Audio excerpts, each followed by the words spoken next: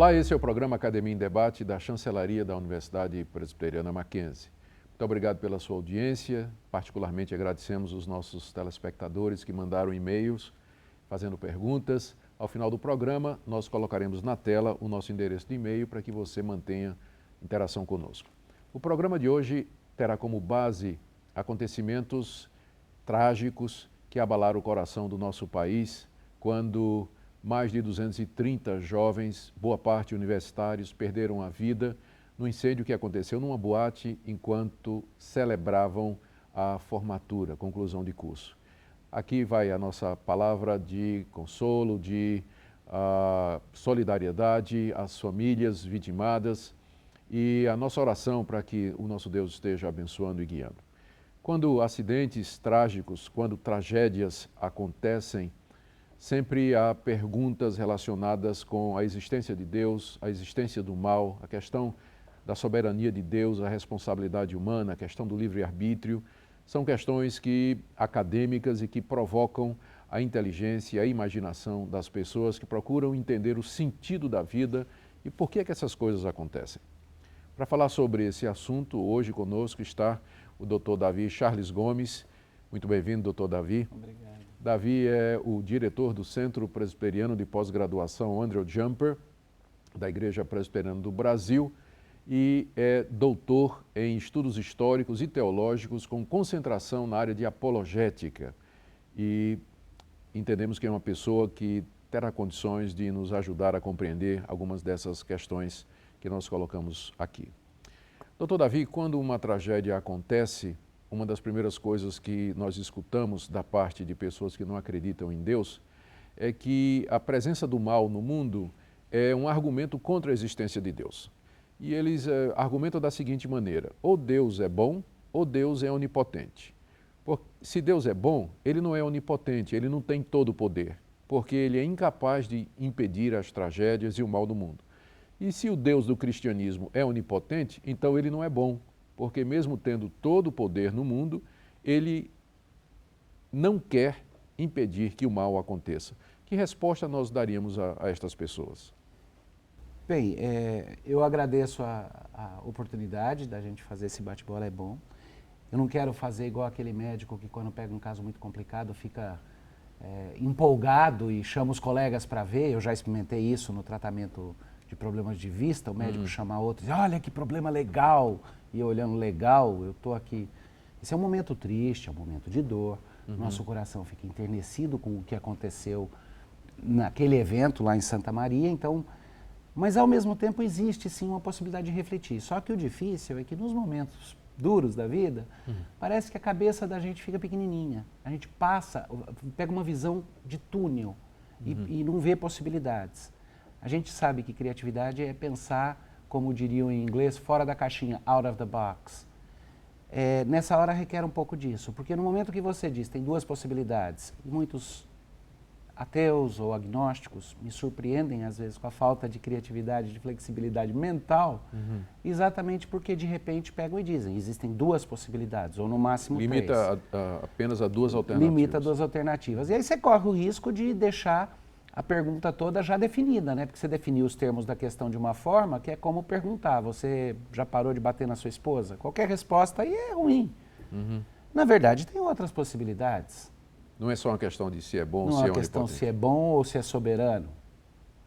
A questão é outra. A questão maior é por que é que o mal existe se ele for bom e soberano. A questão, se a existência coisas ruins acontecendo, acidentes, o mal humano e tudo. Ah, não, mas isso nega a Deus porque você tem um conflito entre a soberania e a bondade dele. Não, eu poderia dizer, a existência do mal, de certa forma, é uma das evidências que confirmam a existência de Deus. Porque o fato de que o ser humano é capaz de dizer isto é mal, em si aponta para um senso moral transcendente que a humanidade compartilha. Alguém está feliz e celebrando rojões quando acontece um tsunami, quando acontece uma desgraça humana. Todos nós, até pessoas que moralmente são deploráveis, se juntam e se enternecem no coração contra o mal comum. Da onde vem esse senso de que o mal existe? Então eu viro o jogo. Não só que existe, mas que é mal. Que né? é mal, exato. Como é que existe isso? Bom, isso é uma evidência de que existem coisas transcendentes, coisas que vão além, que unem os seres humanos, valores não tangíveis, mas reais e que afetam as coisas e nos movem profundamente. Isso é uma evidência da existência de Deus. A pergunta, O então, jogo fica virado. a pergunta então é por que esse Deus não impede a existência a ocorrência de tragédias, de desastres e que trazem tanta dor e sofrimento à raça humana? Vamos então definir um pouco a coisa para tentar levar em conta que tem outras possibilidades de variáveis. Em primeiro lugar, se a gente pegar a pergunta por isso, por que coisas ruins acontecem? Geralmente ela é colocada assim, por que coisas ruins acontecem para homens bons? Porque pressupõe-se que a coisa ruim acontecendo para alguém mal, mas eu prefiro dizer, por que coisas ruins acontecem? Bom, uma possibilidade é que essas coisas ruins sejam consequências de atos humanos, consequência da maldade humana. Camus, na Peste, sugere que uma cidade é acometida de uma peste porque é punição divina pela iniquidade da cidade. Eu sei que toda vez que tem tragédia, sai algum pregador, algum teólogo falando, isso é punição de Deus pela... Eu não gosto disso. Mas temos que reconhecer que uma possibilidade é que as coisas sejam consequências de atos ruins ou até mesmo que exista um caráter ali punitivo. A sociedade não pune pessoas que fazem coisa... Mas não é a única, é uma só, pequenininha. Tem uma segunda possibilidade. Porque o mal existe, o mal pode ter uma função didática. Quando as crianças são pequenininhas e um filhinho vai levar o dedo à tomada, é comum que um pai discipline aquele filho. Antigamente a gente podia até dizer dar palmadinha. Hoje não direi isso.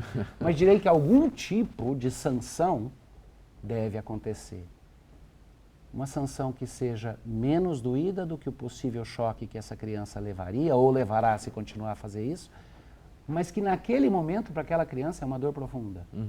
Então existe um aspecto no qual, às vezes, as coisas ruins têm um efeito didático. Tem um outro que a gente não gosta de encarar, é bem existencial. Estamos sujeitos às vicissitudes da vida.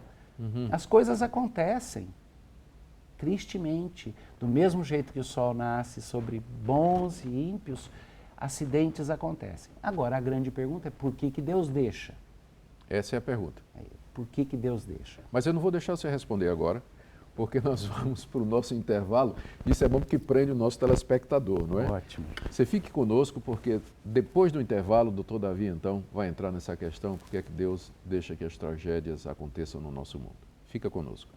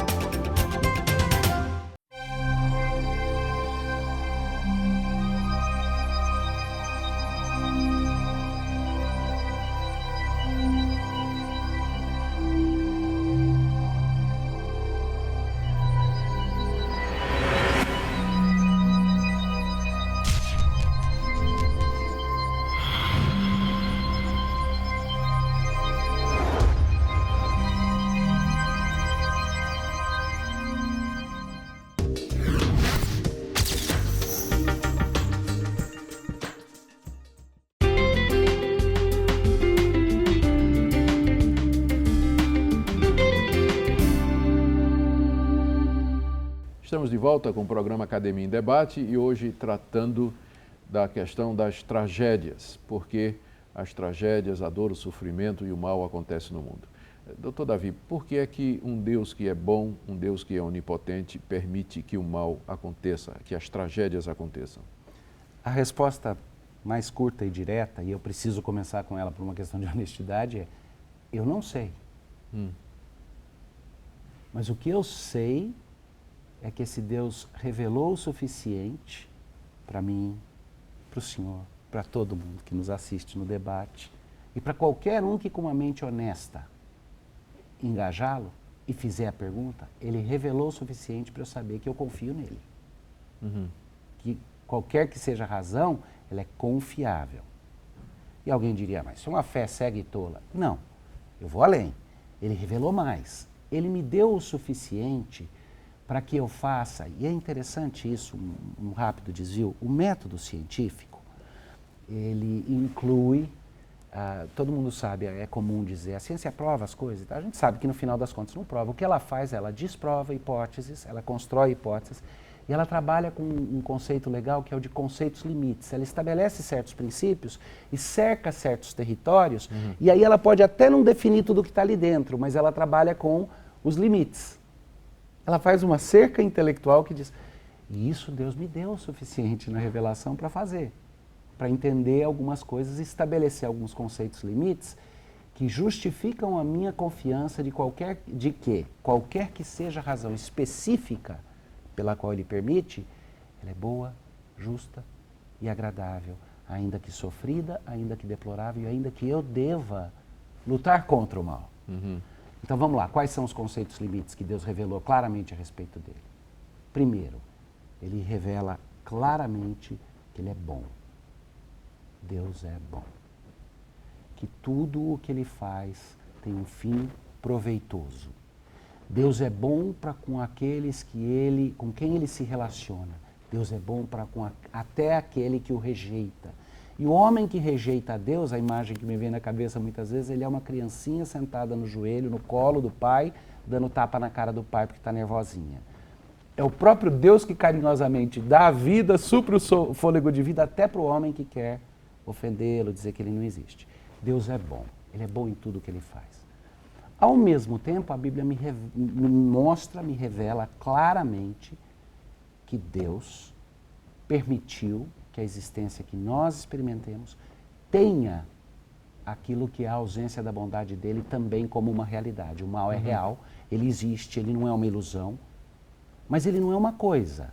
Nesse sentido, a minha tendência é mais como Santo Agostinho de crer que o mal é a ausência do bem. O mal é quando o que devia acontecer não aconteceu. Ou quando o que não devia acontecer, aconteceu. Então ele é um déficit. Deus é bom, mas o mal existe. O terceiro conceito limite, vamos fazer uma cerca mesmo, seria de que Deus é soberano. Não existe nada que fuja ao controle dele. E aí que as pessoas começam a ter um pouco mais de dificuldade. Mas espera aí. E aí a gente impõe a Deus a nossa concepção, que é intramundo, que é contingente, que é limitada, e a gente impõe a ele um senso de moralidade, certo e errado, que na verdade ele é que tem que nos ensinar por quê. Uma solução que apareceu em tempos recentes, mas que é bem antiga, é a chamada solução do teísmo aberto. Sim. Que as pessoas, na tentativa de livrar Deus da acusação de mau e déspota, dizem que Deus não conhece o futuro e que ele é impotente para impedir que tragédias aconteçam. Sim. Porque se Deus soubesse o futuro, ele tomaria as providências para que as tragédias não aconteçam, porque ele é bom. Mas como ele não conhece o futuro, então ele mais ou menos é surpreendido pelas tragédias, como nós também somos. Por isso ele não pode fazer nada para impedi-las e por isso nós não podemos culpar a Deus pelo mal e pelas tragédias que existem no mundo. Essa perspectiva, ela é antiga, mas ela tem sido ressuscitada aqui no Brasil recentemente com o nome de teísmo aberto ou teologia relacional. O que é que o senhor acha disso? Ela tem um defeito lógico nela que é classicamente identificado. O problema é o seguinte, você só transporta a discussão para um nível mais profundo. É igual o argumento ontológico que diz Deus é o ser inicial e a pergunta, porque Deus fez todas as coisas e a pergunta que os outros fazem, quem fez Deus? É a mesma coisa. Tá bom, se esse Deus que nós conhecemos por Deus, por Jeová, Deus da Bíblia e tudo, não é soberano sobre as coisas, ele não sabe o futuro, ele é impotente, ele é incapaz, eu limito o poder desse Deus. Em primeiro lugar, linguisticamente, eu criei um novo conceito, tá? Eu estou usando a mesma palavra Deus, mas eu não estou falando mais do conceito original de Deus, onde soberania estava implícita. Usa o nome de Deus, mas é outro Deus. Usa o nome de Deus, mas eu estou falando de um semideus. E aí não dá para escapar da pergunta. Então, existiria um ser superior a ele que saberia todas as coisas? Existiria um ser original que teria controle? No momento que você botou Deus dentro do tempo e do espaço limitado por isso, você vai ter que criar uma segunda conceituação de um outro. Então o teísmo aberto deveria ser acompanhado de uma outra ideia, e ele geralmente é o idealismo, que vê um espírito abstrato, panteísta, que até Deus faz parte desse todo. Então, na verdade, você fugiu da teologia, você entrou num panteísmo agora que essa resposta é inadequada. Eu tenho uma outra resposta que apela para a questão do livre-arbítrio.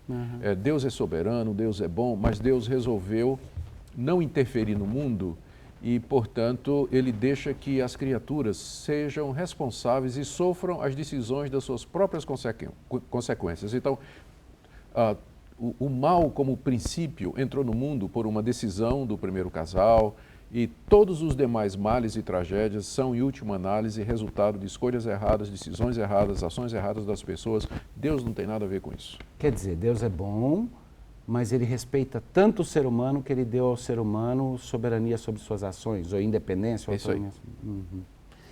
Tem um probleminha com isso, né? Dietrich Bonhoeffer, durante a Segunda Guerra Mundial, foi um teólogo que tentou assassinar Hitler. E durante a Segunda Guerra Mundial, perguntaram para ele, como é que você, um teólogo, um homem que promove a paz e tudo, está se envolvendo numa situação dessas? E ele teve que escrever numa carta justificando. E ele disse, quando você vê um ônibus se dirigindo a uma calçada cheia de pessoas, com um louco na direção, e você só tem duas opções. Você deixa ele atropelar todas aquelas pessoas na calçada e depois você ajuda a curar os feridos. Ou você faz o que puder para tirar aquele homem da direção. Inclusive emprego de força letal. E Bonhoeffer perguntou qual é a ação moral. Eu não quero impor uma moralidade de expectativas minhas a Deus, mas ele tem de ter uma razão maior do que ter se eximido, criado um ser humano e depois se eximido de envolvimento e engajamento com ele, mesmo que só nesse ponto limitado da escolha moral. Eu prefiro outro caminho mais simples. Que você vai dizer depois do intervalo, porque a produção está dizendo que o nosso bloco aqui terminou.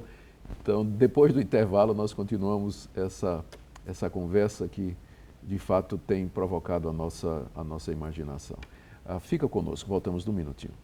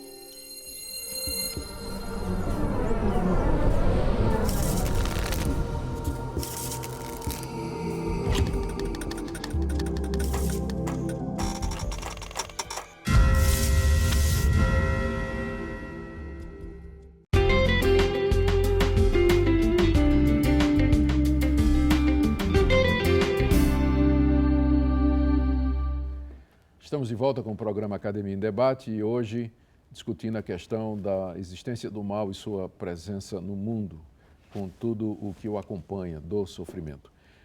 E conosco está o Dr. Davi Charles Gomes, que é diretor do CPAJ, Centro Presbiteriano de Pós-Graduação Andrew Jumper, e é PhD em Estudos Históricos e Teológicos e Apologética, pelo Seminário de Westminster, nos Estados Unidos. Dr. Davi, no bloco anterior, nós vimos a explicação que algumas pessoas dão para a questão do mal no mundo, querendo livrar Deus, apelando para a questão do livre-arbítrio, ou mesmo dizendo que o próprio Deus não teria conhecimento antecipado dessas tragédias, por isso ele não faz nada para evitar. Não existe uma outra alternativa? Então, eu creio que aí é aquilo que no começo das nossas conversas sobre esse assunto eu disse sobre pensar fora da caixinha. Tem. Em primeiro lugar, eu tenho que lembrar que quando alguma coisa ruim acontece, pode não ser por um só motivo. Pode não ser só porque tem acidentes na vida. Pode não ser só porque existem consequências para os atos ruins das pessoas. Pode não ser só também por questões didáticas. Todos esses três componentes que eu identifiquei podem estar funcionando ao mesmo tempo. Sim. num complexo. E nesse complexo, aqueles conceitos limites a respeito de Deus, Deus é bom, Deus é soberano, Deus controla a história, Deus tem um fim bom e cabe a Deus esclarecer. Eu acho que isso daí muda o jogo todo. Vamos lá. Responder o porquê Deus permite que coisas ruins aconteçam de forma inequívoca, como eu disse no começo. Eu não posso. Acho que ninguém pode, de fato, dizer que aquela tragédia era por um motivo específico relacionado com a vida das pessoas. Fazer uma relação de causa e efeito com a vida das pessoas e a tragédia. Agora, quais são os componentes que estão envolvidos naquela tragédia? Em primeiro lugar, existe uma questão ali, e essa é para ser resolvida no âmbito da sociedade, no âmbito da justiça. Houve responsabilidade. Homens cometeram atos torpes ali. Por ganância, fizeram escolhas. Eu vi algumas das discussões nesse evento lá em Santa Maria, que eram até a questão de economizar e não gastar R$40 com um sinalizador que pode funcionar em ambientes fechados e preferir gastar R$2, R$3 para comprar um sinalizador pirotécnico que funciona num ambiente que é feito para só funcionar em ambiente. Então, de uma escolha a outra, nós não sabemos. Essas devem ser apuradas. Essas são nossas responsabilidades para que para que não nos seja imputado esse mal que aconteceu, como sociedade. Então, existem consequências de atos errados e ruins que aconteceram. Sim. Pode haver alguns aspectos também no qual aquilo é disciplina e punição? Pode. Eu não quero bater neles porque Deus não me revelou. E eu acho inadequado, como pensador, não revelou a ninguém, como pensador, querer atribuir de quem é a culpa no sentido moral. Deus deixou que isso acontecesse porque aquela coisa é ruim, o que eles estavam fazendo era ruim, não, espera. Tem até uma passagem nos evangelhos em que diz para nunca fazer isso. Nunca fazer isso. O Senhor Jesus estava se referindo a um acidente que houve na época dele, de que uma torre caiu e matou uns galileus que estavam oferecendo sacrifícios, né? E Jesus disse, não pensem que esses galileus eram piores do que as outras pessoas. Exato. Vocês todos têm que se arrepender. Exato, todos temos que nos arrepender. Então eu acho que é inadequado dizer isso, mas ao mesmo tempo é infantil pensar que não pode haver, se você acredita em princípios morais, num Deus moral e tudo, não podem haver aspectos ali que haviam disciplinas que precisavam acontecer corretivos. A questão da disciplina também, Deus está nos ensinando como sociedade. Às vezes a gente precisa precisa ser acordado. De repente, eu estou vendo muita gente preocupado em dizer vamos certificar de que nossos ambientes de reunião de grandes grupos têm segurança. Então, existe esse aspecto didático também. Então, eu acho que esses três componentes estão presentes. O que faz a diferença é que, sem tentar resolver o problema do mal, eu quero olhar para isso como uma oportunidade para ver mais a Deus do que para negar a Deus. E deixa eu fazer uma pergunta aqui, pegando o gancho aí. O que então, como cristãos, nós poderíamos dizer para os parentes e amigos das vítimas para consolá-los e confortá-los? O que é que um cristão poderia dizer? Esse é o ponto mais importante. Vamos lá. Onde é que estava Deus quando aconteceu essa tragédia? É o que muita gente pergunta. Dormindo? Ou Deus chegou atrasado? Deus chegou com os que socorreram, com os médicos, com os bombeiros. Na verdade, Elie Wiesel, um pensador judeu, conta que o momento no qual ele teve uma epifania de que Deus existia mesmo foi num campo de concentração, quando um jovem estava sendo enforcado. E quando aquele jovem tinha seu corpo balançando na forca, ainda agonizando, alguém no meio da multidão, entre os prisioneiros do campo de concentração, gritou, onde está Deus? Onde está Deus? E Elie Wiesel disse que naquele momento caíram as escamas dos olhos e ele disse, obviamente, nesse instante, Deus está ali sendo vitimizado no horror dessa ofensa que está sendo cometida contra ele. Ele não estava dizendo que Deus era a vítima, Deus era o menino. Ele estava dizendo, onde Deus está, o ataque é contra Deus. Esse crime contra a humanidade é um crime contra um Deus justo. Ele mudou o foco. E eu diria para os pais que o consolo vem em primeiro lugar de saber onde Deus está com você no sofrimento, Deus esteve com as vítimas ali, porque se houve erro, Deus é em última instância o juiz ofendido, o justo juiz ofendido, porque Deus não tolera balanças iníquas, Deus não tolera pessoas que trapaceiam e aquele lugar tinha que ter sido cuidado. Deus é também o ofendido, porque toda perda de vida é, em última instância, a morte da imagem e semelhança de Deus em nós. E Deus é alguém envolvido e comprometido e continua presente com as famílias ali dentro, confortando e consolando. E talvez aí eu não possa dar uma resposta da razão da existência do mal, mas eu posso apontar um caminho, um horizonte. Talvez exatamente para que a presença de Deus em nosso meio seja mais conhecida. Algumas vezes é nos nossos maiores momentos de abismo, é no vale da sombra da morte, que nós descobrimos que não estamos sozinhos e que Deus está presente. Muito bem. Muito obrigado, doutor Davi, por estas palavras de reflexão. Mais uma vez, a nossa solidariedade a todos os parentes, amigos daqueles jovens vitimados. Eu não poderia encerrar sem lembrar que um dos atos mais cruéis e violentos e injustos da história foi a morte de Jesus de Nazaré, o Filho de Deus, pendurado numa cruz, acusado de maneira injusta, e tudo isso para que você, caro telespectador, eu, doutor Davi, enfim, todos pudéssemos ter o perdão de pecados, arrependidos, crendo nesse Deus que nos ama. Essa é a mensagem do programa de hoje. Muito obrigado pela sua audiência. Se você tem alguma pergunta, alguma dúvida, você pode escrever para o e-mail que está aí, academiaemdebate@mackenzie.br, e nós teremos prazer em responder. Muito obrigado pela sua audiência e até o próximo programa Academia em Debate. Até lá.